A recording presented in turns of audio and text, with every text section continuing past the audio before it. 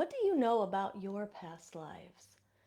Exploring our past lives can be an important part of our shadow work because our shadow contains everything that gets pushed out of the unconscious, and many of these shadow aspects have connections to past traumas or past experiences. But it's not just the past in this current life, it can also include the past in our past lives. And that can continue to affect us both emotionally and energetically in this present one. So that's why past life exploration can be an important part of our shadow work. So, merry meet, I'm Aislin. This is Ask Aislin, and today I'm here talking about how working with your past lives can help you with your shadow work. So, welcome to everybody joining us. And if you are with us live, make sure to leave questions and comments in the chat. We'll have a Q&A at the end. I'll also be watching the chat as we go. And you can also leave a heart and thumbs up, and that just helps us get this to the feed of more people. Okay, so let us dive right in. And we're going to start by just explaining a little bit about what past life kind of exploration is. And then I will share with you some strategies on how you can uncover some of your own past lives, at least get started with that kind of work.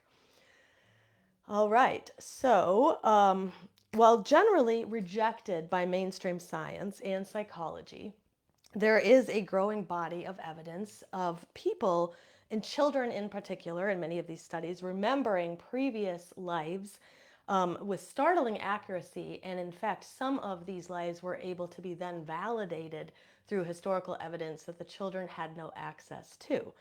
So, very interesting, right? But in our materialistic world, we have a world that rejects things that cannot be tied to the body, and so believes that consciousness has to live within the body as opposed to living without or outside of it.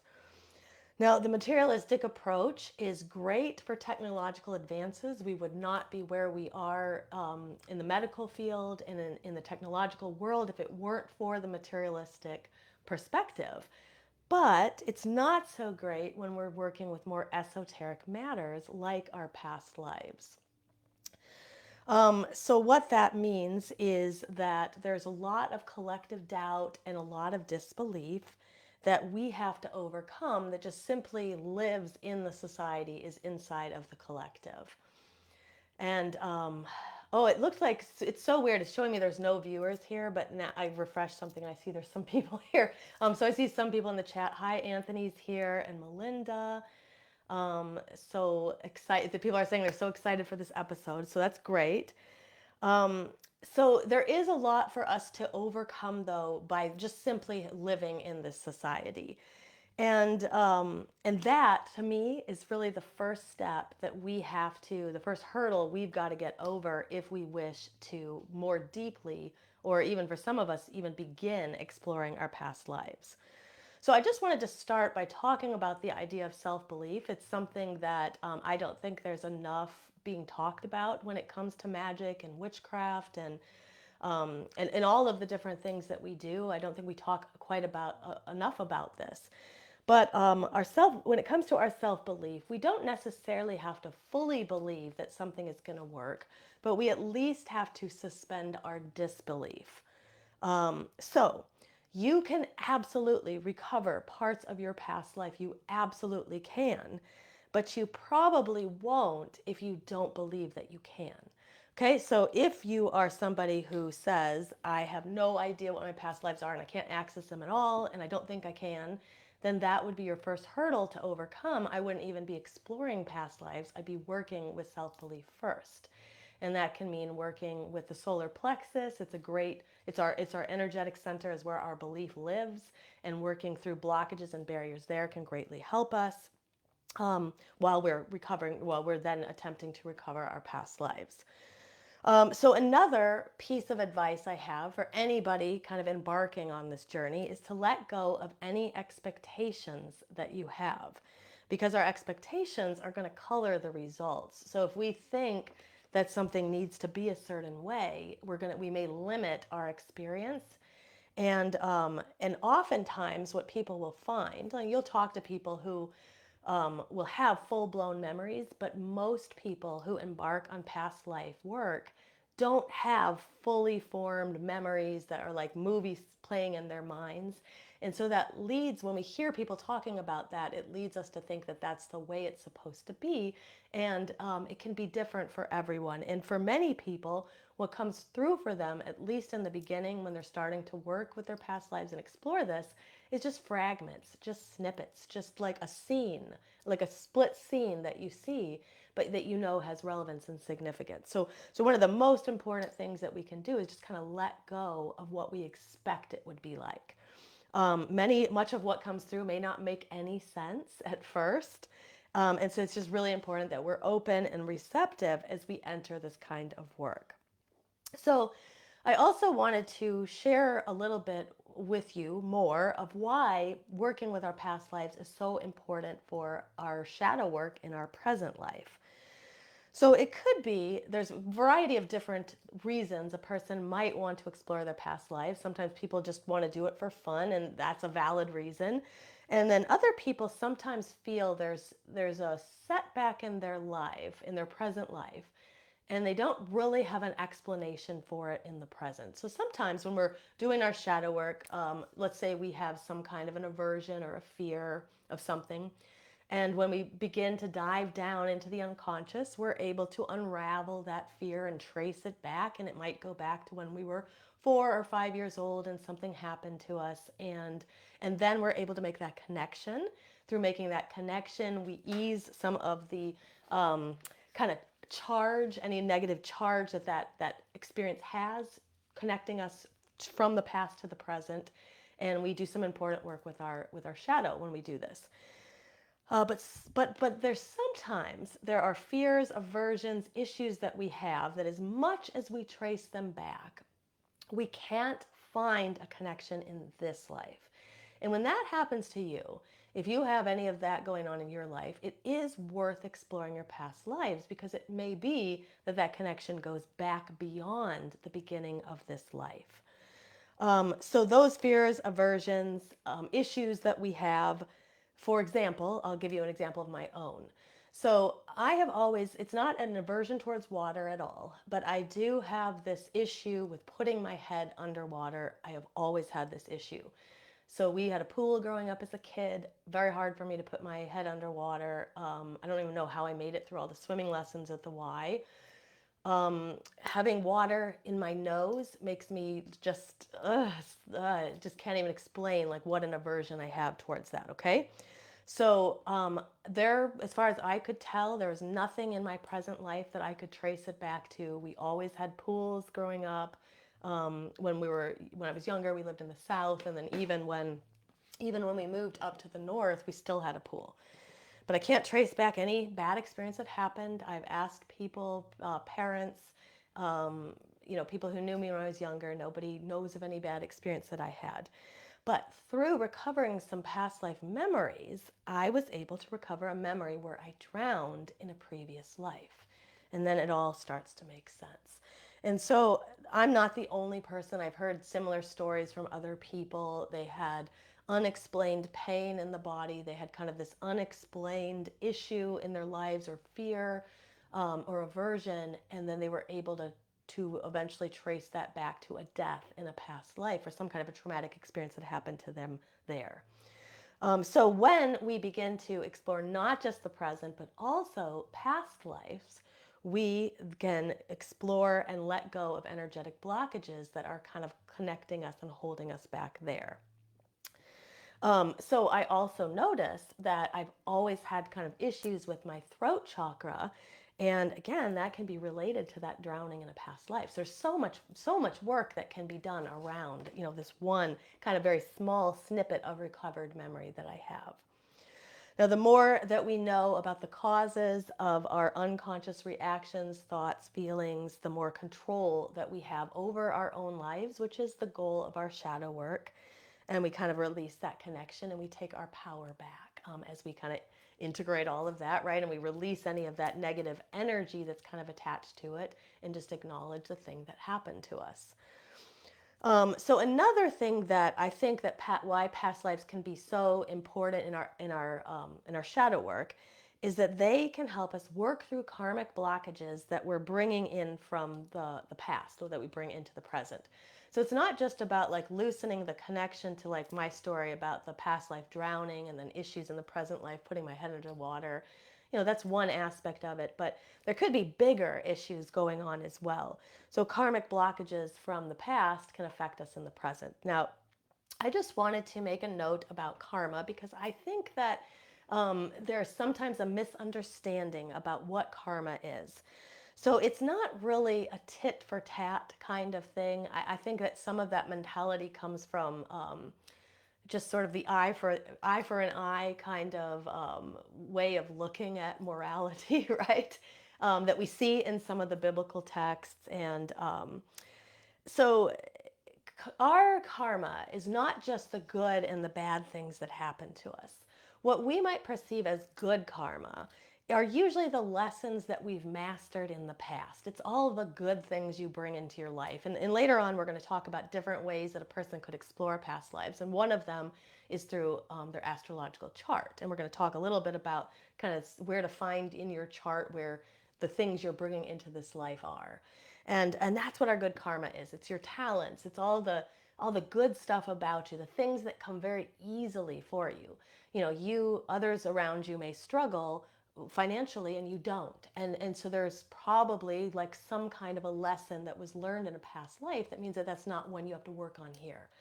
Now, this isn't good or bad. It doesn't mean when people struggle they've done bad things at all. And I think that's one of the biggest things that we should try to let go of if we can, or we're really going to hinder our work, is if we let our ego get involved in this. Oh, like I did all these bad things, or I couldn't possibly have these bad or have this kind of karma being carried into my life because I'm a good person. We just have to let go of all that because we're all on different paths. And that person I spoke about who financially has no struggles, they may struggle in other areas, right? They could have a severe mental health issue. They could have issues with relationships. So who knows, right? Everybody's path is their own, and it's best that we not compare ours to theirs. But if we can release our ego from all of this, and just simply look at like what is easy for me, that's probably the lessons that I've learned, and what's hard for me, that's probably the lessons that I'm still learning. And many of these lessons are ones that take place over multiple lifetimes. So it doesn't mean that a person has done something bad or wrong or they're not getting it. In fact, some of these lessons are meant to take place over multiple lifetimes, and we're not meant to learn them in just one. And so releasing that can be very important. So patterns that seem to repeat themselves in your life right now are especially worth looking at. Relationships. If you seem to kind of have the same patterns repeating in relationships, it's very much worth looking into your shadow work for this present life, but also perhaps exploring it in your past life as well. Jobs, any patterns that you have in the ways that you communicate, like pretty much anything that you can think of, you could have a pattern in that thing, right? Financial, like if you're someone who's always kind of like taking risks and then losing money, right? That would be something to explore. These can indicate lessons that were unfulfilled in our past lives. And when we drag some of that out into the light, we're able to do our shadow work, right? We're able to gain insight into where those patterns are coming from. But I think that what people really want to know probably is I think everybody's kind of on board. Like past lives are probably important. I want to work with them right, but how do I do it? So I'm going to share with you a few different ways, starting with like ways that require other people to help, and also ending with ways that you can do on your own in order for you to make some progress with your past life exploration. Um, and Okay, I just refreshed the comments and I can see a few more here. I see Kurt is here. Hi, Kurt. And Anthony was saying past life meditation definitely worked for him. And I'm going to share a little bit about that. We have some past life meditations in our Shadow Seekers membership, but there's also ones that people can find online as well. And Chelsea said, I just had an astrology reading and was told what karma I brought into this life from another. Very illuminating. Yeah, it can be very illuminating when we see in our chart the things that we're bringing in, right? And it could be something like peripherally, we're maybe aware of it, but when we see it just there, right, written out in front of us, it can be so powerful because now we have things to work on, right? We have patterns that now have meaning and in different pathways that we can explore them. And just out of curiosity, if you remember what part of your chart they were looking at, I'm always curious to hear how different astrologers are reading the chart. I'm going to share a little bit about aspects in the chart in just a moment. But okay, so let's start with how do we explore past lives? So one way is through hypnotherapy. Find a person who is trained in hypnotherapy, in particular, someone who's trained in past life regression, and work with them. So that is kind of like the top level of getting help, and it's the most expensive one because it's not usually cheap to do that. But anybody who's been trained in past life regression is going to be able to aid you as you go through the process. And they will regress you. And then they will ask you questions live in that moment while you're doing it. After the regression is done, they will also talk to you. They will help you make connections of things that were coming up that maybe you didn't see. So it's a very good option for people who have who are really interested in this, have the income to be able to pursue that. And oftentimes, it only takes a few sessions. You'll usually get something from the first one, and then you'll get more as you do a few more sessions. So that would be my first suggestion. But barring that, people can also do past life regression through a meditation, and they can do that on their own. Okay, now you would need somebody to guide you, but you can do it through a recording of a guided meditation. Now, I was mentioning we have several meditations in our Shadow Seekers membership where we guide our members through past lives, and I have plans. I'm going to be doing more past life regression in the near future, so we're going to be adding those meditations to our library of videos. You can also find videos on YouTube.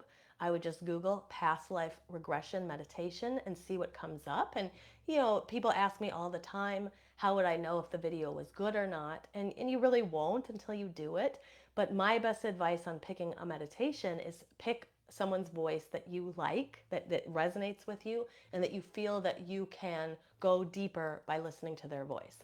So there's some meditations I've turned on that other people have liked, and it's got the very jarring music or frequencies going on that I don't resonate with, or I don't like that person's voice for some reason. It's not a judgment, it's just doesn't resonate with me.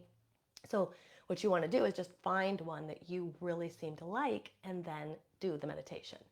Now, I will say that when you're doing meditations like this, the process will usually be slower than if you had a hypnotherapist working with you, which means you may need to do the meditation multiple times. The first time you may not get very much. The second time you get a little bit more. The third time you get a little bit more. And so you really want to stick with it. And I also will give you some tips at the end of, kind of how to relax in the experience as well, so you can get the most out of it. Now, the guided meditations usually have something to do with imagery, but what I also recommend people really consider when they're doing past life regression meditation is to open up all of their senses. So it may not be visual for everyone. It may be auditory things that come through, words that you hear that are whispered when you're in the meditation. It could be bodily sensations. Sometimes people will have like a pain in a part of their body, or tingling, or warmth, or coldness in their body. And so we really want to be open and aware. They might smell things in the meditation. And so we want to be open and aware to all of our senses so that we're not missing any of the important information that's coming through. And now that's a tip that's not just good for past life regression meditation, it's good for any kind of meditation, just really opening up your senses. And then the other thing you want to do is make sure that you don't question what is coming up. You don't have to rush to piece it all together. Like I said, it can just be like a flash of an image is all that you see, and then maybe that's all you get from that one regression. And then later you go in, you set the intention, maybe you want to learn more about it, and then you get more, and then you get more, and you get more. So it tends to be a process that takes time. Now, like I mentioned earlier, you really want to let go of your ego, because most of us were not the Queen of England. We're Cleopatra. Um, and, um, and so when we have these expectations about what we're going to find, we're going to color what happens, and that can get in the way of like the reality of it all, right? So we just really want to let go of the ego, let go of our expectations, and just really release ourselves into that meditative state. Now, another thing that you can do, if so you can do those guided meditations, which I think are just fabulous, but you can also get yourself into a meditative state. So if you have a way that you like to get into a meditative state, you can do that, and then you can ask yourself open-ended questions. So you're like basically setting your intentions. So things like, what did I do in a past life? Where did I live in a past life? Did I know blank in a past life? Maybe you're trying to figure out what your relationship was with someone in your present life in a past life. And these questions can be anything that you can come up with. What were my favorite things to do in a past life? Where does this pain come from in my body? Does that come from a past life connection? And then just be very open and receptive to whatever comes through.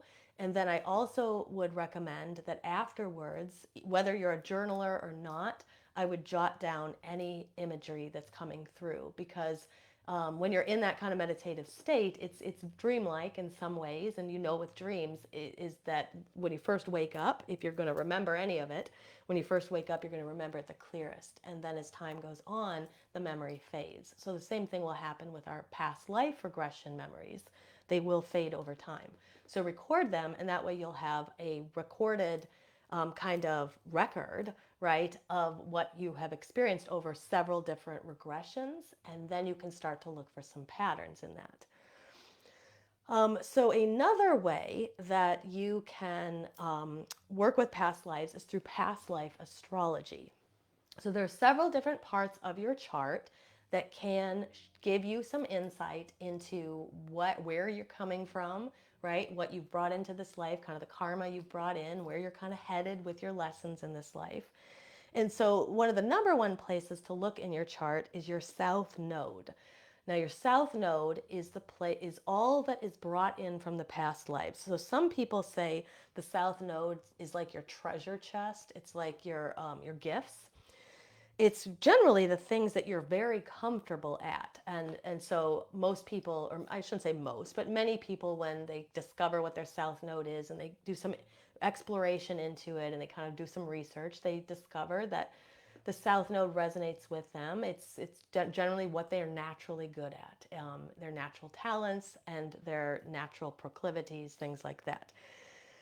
So what that means, though, is that your south node points to your past lives. So as you explore the south node, explore what planets it aspects, what house it's in, all of that can help you gain insight into your past lives. Now, the north node, on the other hand, it's on the other side of the astrological chart. It points towards your destiny or the lesson of this life. And it's the polar opposite of your south node, which means everything you bring in, like all the comfort of the past life, like what you kind of were in the past life and you're comfortable being in this one, the north node is sort of what challenges you to progress and move forward in your evolution. So it can be the uncomfortable things, the things that you're not very good at, the things that you're trying to learn here in this life. So we have workshops on both the South Node and the North Node in our Shadow Seekers membership. So anybody who's really interested in past lives, our membership is might be a good fit for you, because we do shadow work and we look at it from all different perspectives. We do past life regressions. We explore, our archetypes. We explore our shadow aspects. But one of our things we look at is past lives. Now, other areas of the astrological chart you can look at is you can look at your Saturn placement. So in particular, the house that your Saturn is in and other planets that aspect to your Saturn. Now, the house that Saturn is in will highlight the lessons that have not been learned in past lives. And it can give you aid in kind of figuring out what your lessons are in this life, right? Because if we can figure that out, if we can uncover that, it gives us that much more information, and then we're able to start working on that stuff rather than have that all be unconscious.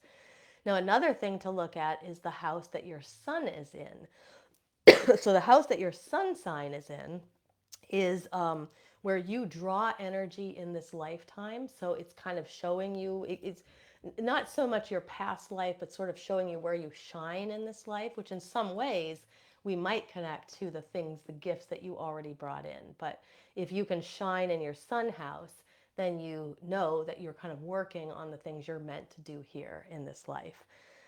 So, for example, a person who has the sun in the 10th house, the things that are highlighted in this life are kind of career, things that are like in being in the public eye, things that they're doing out in front of people. It's kind of an external placement. Another thing you can look at is retrogrades that are in the natal chart. So if you have any planets that are in retrograde, those are also sometimes explored during past life astrology. Okay, another thing that you can do to explore your past lives is working with the goddess Mnemosyne. Now, I talked about her in last week's episode. Mnemosyne is the Greek goddess of memory. And there are stories that say in Greek mythology, when people would die, they would go to the underworld and there would be a choice. So they could drink of the river Lethe, and there's a goddess Lethe who is the goddess of oblivion. So basically, she obliviates all of your memories. So all of the pain, all of the misfortune, everything that you experienced in that life prior to dying is washed away. But what that also means is that all the lessons would also be washed away and the memories just clear. Now, on the other hand, people could choose to drink from the pool of Mnemosyne, which is named after the goddess Mnemosyne, and that pool is the pool of memories. So people would retain all of the pain and all of the challenges and everything in their lives, but they would also retain all the lessons. So some say it was a choice that people could make upon death. So if we bring that into kind of modern witchcraft, working with the goddess Mnemosyne can be a great aid in our working of our past lives. We can call upon her, we can put offerings out to her, ask her for her guidance and her help in recovering our memories and kind of clearing that way. Other gods and goddesses to work with are gods and goddesses that kind of clear pathways, right? Open roads, right? And so I think that another great god is Ganesha because he's the remover of obstacles. So whatever obstacles lie in your way that keep you from remembering your past lives, work with Ganesha, ask him to remove those particular obstacles from your path so that you can recover those memories. So if you want to learn more about Mnemosyne in particular, I'll put a link below where you can link, it'll link to the previous episode from last week, and you can learn about her as well as 6 other deities for working with shadow work. But she's a good one in particular for our shadow work when our specific interest is in past lives. So another thing we can do besides working with deities is also just working with our own guides. Here's where setting an intention can be very helpful. Setting an intention before you go to sleep. When you go to bed, you are in a more receptive state while you're unconscious, and you can actually recover past life memories that way. You can write down one or more questions on a piece of paper before going to bed, put it under your pillow, and so any questions that you might have that you want answered in regards to your past lives, put those under your pillow and set that intention. And then what you want to do is when you wake up in the morning, you want to pay attention to the first thing that kind of pops into your head. So even if there's no recovered memory or anything like that, trust that there's work that's been done and write down the first thing that pops into your head, even if it's just like an emotion, even if just I'm feeling sad or something like that, you record that. And so by the way, all these techniques also work for dream recall, but can be very good for past life regression as well. And then you just keep doing this night after night. I'd like to know about what I did in a past life. I'd like to know about if I knew this person in a past life, just ask a specific question and then just keep setting that intention night after night and write down the first thing that comes to your mind when you wake up. And over time, some people find that they do start to recover past life memories this way. But of course, we want to be patient. Like any of this work, this goes for all of our shadow work, but especially past life regression, is just be patient because it does take time. Some of you may get lucky, you get it the first time, it all comes rushing forward, but people like that are going to be more the exception than the rule. Most of us are just going to get snippets at first that we'll have to be patient with and piece together. And then finally, what I wanted to mention is it seems like a kind of a mundane technique, but can be so helpful in discovering your past lives, is to look for clues in your current life. So consider things in your present life that don't have an explanation, okay? So like a pain in your body, a fear that you have, a proclivity that you have, so like something that you really like that really doesn't have any explanation, and then we begin to explore it a little bit more deeply. So for example, cultures or places that you're particularly interested in can lead us back to a culture or a place that you once lived. Habits, pains with no source can lead us back to an injury or a trauma in a past life that we don't remember right now. Types of foods that you like are things to explore. Furnitures, styles of clothing, especially if you're somebody who likes furniture, art, things from distant eras, right? Think about that. Things that you collect, right? That you just started to collect. Illnesses that frighten you. So if you have a terrible, crippling fear of a certain illness, that might be something to explore. Like I said, fears with no explanation, weather patterns that you really like or you really dislike, countries you've always wanted to visit, pantheons, myths that you're particularly drawn to can lead you back to past lives as well. So if there's a set of deities that you're particularly drawn to, I would explore that too. It could be that you lived a past life in that place, in that time, in that culture. Now, all of this, kind of exploring this kind of stuff, it's not necessarily going to give you info about your past lives. It could, but what it's really going to do is it's making you more receptive. It's really helping to deepen that groove of the intention. I'm open. I'm exploring this stuff right now. Is basically that's the message you're sending to the universe when you're asking these questions. So, for example, I feel very comfortable near the mountains. I had this like unease for 27 years of my life because I always lived in places that were pretty flat and there were no mountains anywhere near me. When I moved to LA, immediately I had this feeling of peace that I couldn't explain. I have like a I feel like the best way I can describe is I feel claustrophobic out in the Great Plains, which is basically where I was born or was raised in Indiana. And wide open spaces, just there's something about it, right? Now, it could just be that this is some weird idiosyncrasy I have. We absolutely could explain it through that. But it also could be that I lived near the mountains in a previous life and I take comfort being near them. It also could be that I had a bad experience in an open space in a past life. So when I can't trace any of that back to the present one, that's an indication that it probably traces back to a past life. So asking these kinds of questions about things you like, things you don't like, things that don't have any explanation for this in this lifetime can help set the stage and plant the seeds to get more information from your unconscious. So the most important keys, I would say, this is kind of the take-home message from today's episode, is self-belief, that idea of self-belief. If you don't believe that you can recover your past lives, then you probably won't recover them until you work past that issue. And it's an issue for more people than what we can imagine, right? So don't feel bad if your self-doubt gets in your way. You're not alone. A lot of people feel that way as well. So begin to work on your issues of self-doubt. At least experiment with suspending your self-doubt for the moment, right? And so suspending your disbelief for the moment as you're working through this kind of stuff. Another thing I mentioned multiple times, but again, a take-home message from the episode is let go of your expectations. It may not be the way you expect it to be. It may not be the way you heard other people say past life regression is supposed to be. It's your unique story. It's your unique experience. So just let go of all that and be as open and receptive as you can be, and then set your intentions. It's like anything else within the universe. We set an intention and we'll start to notice more of those things, right? So if I start to if I have set an intention that I want to notice the synchronicities around me, I'm going to notice more of them. If I set an intention that I want to be happier, I'm probably going to be a little bit happier, right? So whatever intention I set, I set an intention that I'm going to work through my energetic blockages. I'm going to work through my energetic blockages.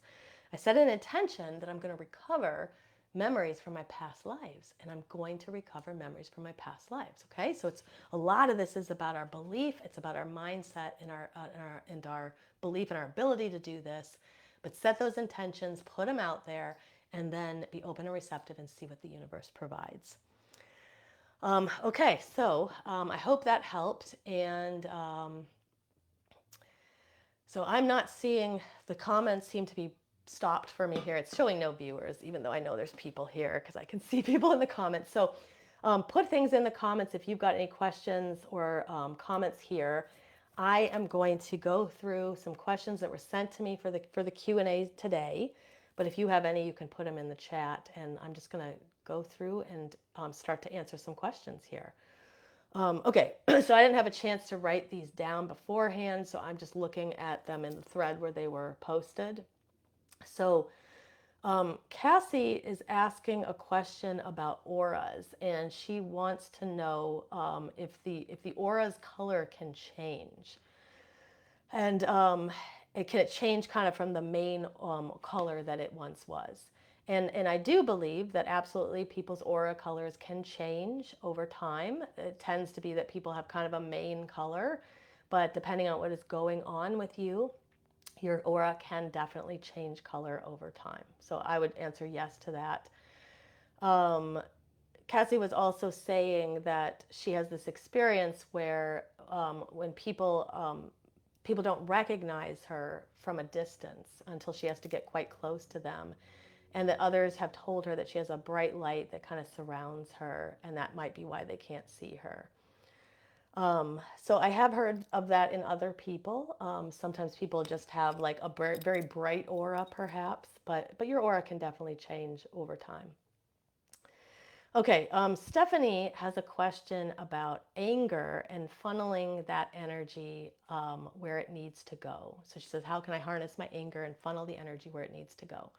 So I think this is actually a great question for that many people are going to relate to. And it doesn't necessarily have to just be with anger. I think that my answer to this can apply to other negative emotions that people might carry.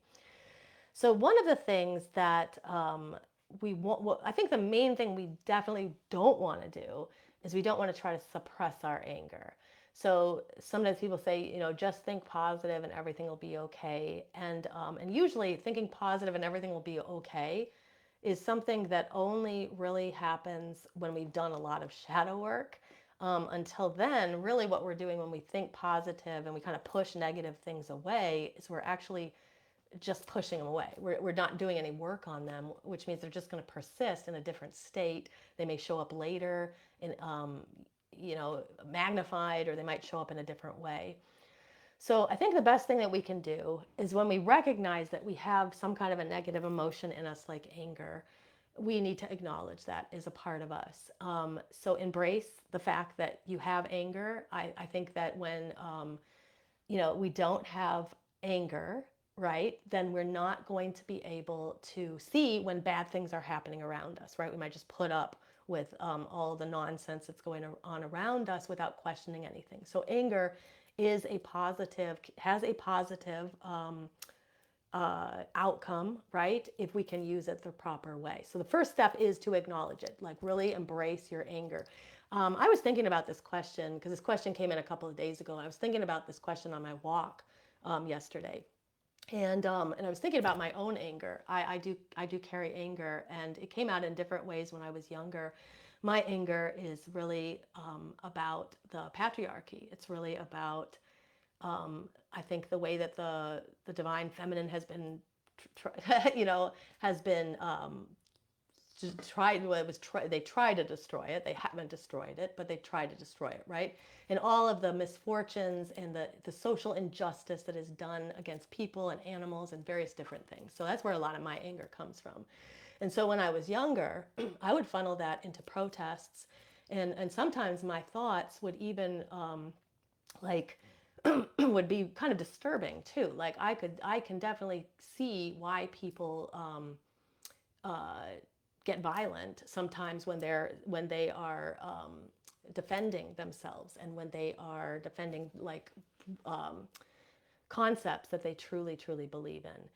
But what I found is that that was not kind of a state I wanted to be in. I didn't want to have all that anger, because it really was like an emotion that I felt was kind of eating in my body. And so I began to channel my anger into creative aspects like writing music. And some people will funnel that into art. Or I feel like in a lot of ways, I funneled my anger into leading groups like this, which go against the patriarchy, because every time that someone learns to like empower themselves and stand up for themselves and heal themselves, I feel that's a victory, right? For against the patriarchy. And so so why I'm telling this story about my own self is it's just an example of how a person can kind of funnel that negative emotion into something positive and make a positive impact on the world, right? So for you, you want to kind of figure out, like, people say, try to figure out where the anger comes from. So for me, I kind of was able to trace it all the way back to my anger at like the disenfranchisement of women and all people. And but trace your anger back, acknowledge it, embrace it. Okay, it's a part of you. It's not going away. We don't want to reject it, but now we want to funnel it into a good cause. So you might be someone who wants to funnel it into your art, or funnel it into music, or funnel it into helping people, or funnel it into physical activity. When I get particularly angry, I climb a mountain. I climb the really hard ones. And it's just a good way for us to get that out. But the best thing we want to do, or I guess the kind of the take home on this particular question, is we don't want to repress it or suppress it. We want to acknowledge it.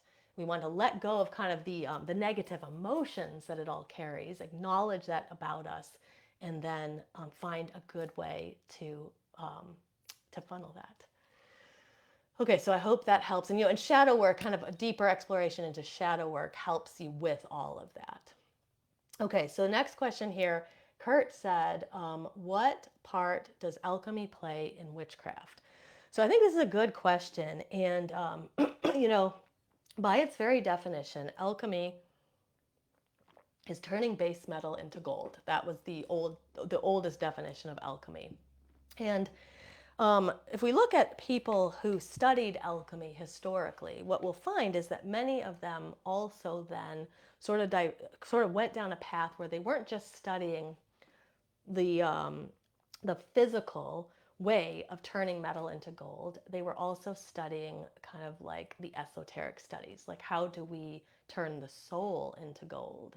How do we turn ourselves into gold? How do we live forever?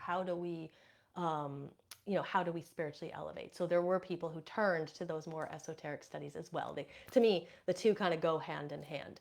And so if we think about like, and even like if you think about like the illusion mysteries, for example, there's evidence that what the thing was that everyone would learn at the end of all of it is that the soul is gold, or that the soul is immortal, and it would be an experiential knowledge, not just a theoretical one. Like person would actually come to know that 100% through their experiences.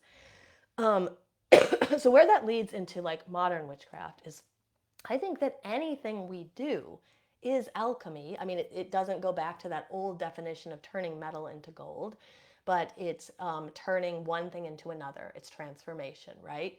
And so even us kind of changing our mental states, right? Releasing negative energy and negative emotions we carry, figuring out the connections to what's going on with us in the present to what happened to us in the past. Even doing that kind of work to me is alchemy, because we're transforming something. So I think that there's a great intersection between the two. I also think that witches, through the manipulation of material matter, right, as above, so below, we can very much change things by doing things here in the below, in the earthly plane. We change things in the cosmic plane or the etheric plane by setting intentions and changing things in the etheric plane. We can absolutely change things in the material. So I do think that there's that great intersection. Though I think that the idea of alchemy as turning base metal into gold is something that is probably not something that modern witches are necessarily doing anymore. I think they practice alchemy nevertheless in many ways. But I'd always be interested to hear what other people think of that. And you too, Kurt. Like, what do you think about what role alchemy plays in witchcraft? Um, okay, so let me see what else is here. Other questions I've got, and then I'm going to go to the chat. So Kimberly had asked about PTSD and shadow work and whether it would be a good idea to do shadow work if she has PTSD because she is worried about going into the darkness again.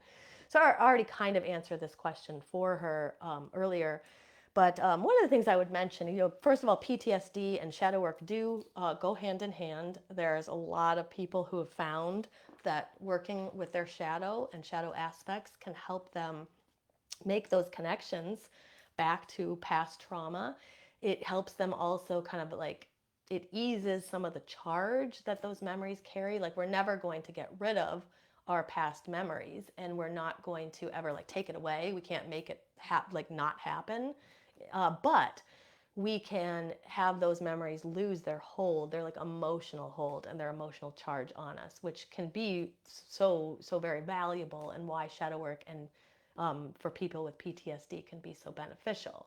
But what I do recommend, and this goes for everyone, but especially somebody who's got some pretty bad trauma, is you want to make sure that you're working with either a therapist or you have some kind of a support group for when those kind of that darkness comes up, because a lot of times with this kind of work it can sometimes feel worse before it feels better.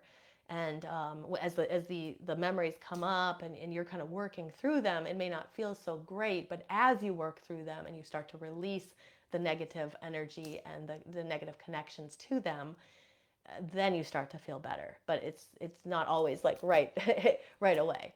And so having a therapist that you can bounce ideas off with is so great. It doesn't even have to be a therapist who's trained in shadow work. You can just have somebody who you can talk to.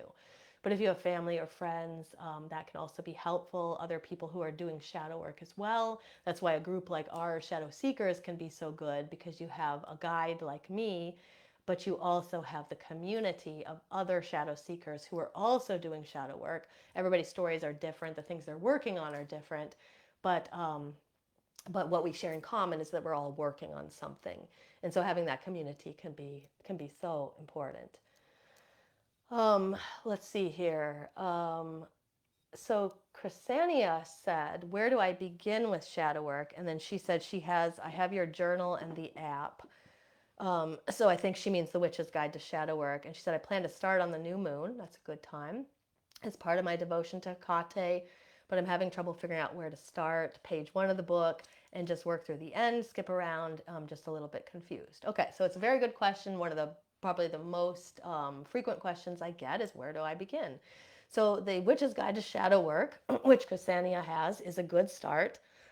If you have not already checked out our video introduction to shadow work for witches, empaths, and spiritually minded people, I will also drop a link below for that. That is also basically that video takes what's in the Witch's Guide to Shadow Work and it expands it. It also teaches you some shadow work exercises and energy exercises that you can get started with right away. And so that could be a good place to begin. So what I would do, especially kind of new to this, I think I love your idea of starting on the new moon. Better yet, you can even start on the dark moon because it's a good time to release. That would be the day before the new moon. But you can set your intentions to Hecate. She's a great goddess that many people find is very accessible when it comes to working with our shadow. Set an intention to work with her, leave an offering for her, maybe start a little ritual, and it can be as simple as choosing a prompt from that Witch's Guide to Shadow Work. I have a few prompts at the end. Choose a prompt and write on it. You could cast a circle if you want to. You don't have to, but set some sacred space aside, light a candle, and then journal on that prompt and see what comes up for you. And that would be a good place to start. So usually those journal prompts are a very, very good place for people to start, because it starts getting the wheels turning in your mind. You start thinking about this stuff. And as you start doing that, it's kind of like with the past life regression. We ask the questions and then things start coming. Same with this. We start to journal through our shadow work and things start coming up, and one thing leads to another, to another, to another. So that's a great place to begin. But I will put that link to the video as well so you can dive a little bit deeper into it. Okay, so that is all the questions I see there right now. If anybody has any in the chat, it's showing no more questions. Um, and let me just see if I can expand this.